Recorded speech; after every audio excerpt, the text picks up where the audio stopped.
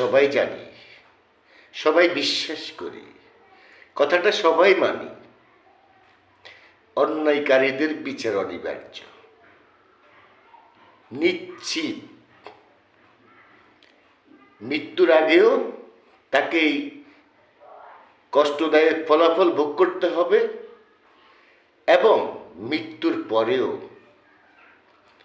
অন্যায় যে করে এবং অন্যায় যে সহে দুজনেই সমান অধিকারী। কিন্তু মূল বিষয় হচ্ছে, এখন সমাজের মধ্যে অনেকেই অন্যায়ের প্রতিবাদ করতে পারে না।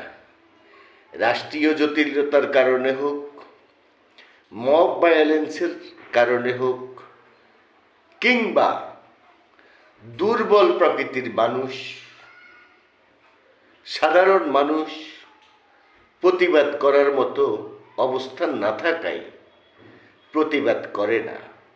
কিন্তু মন থেকে যে অভিশাপ দিচ্ছে সেটা আল্লাহর আরশ পর্যন্ত পৌঁছে যায়। তো যারা অন্যায় করেন জানেন অন্যায়কারীর পতন অনিবার্য, তারপরেও করে যাচ্ছেন। তারপরেও যদি সম্ভব হয় নিজেদেরকে পরিবর্তন করুন, সুন্দর একটা সৎ পথে নিজেকে পরিচালিত করুন, সমাজটাকে সুন্দরভাবে গড়ে তুলুন।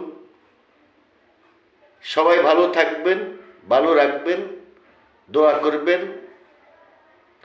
এটাই আপনাদের কাছে আশাবাদী। আসসালামু আলাইকুম ওয়া রাহমাতুল্লাহি ওয়া বারাকাতুহু।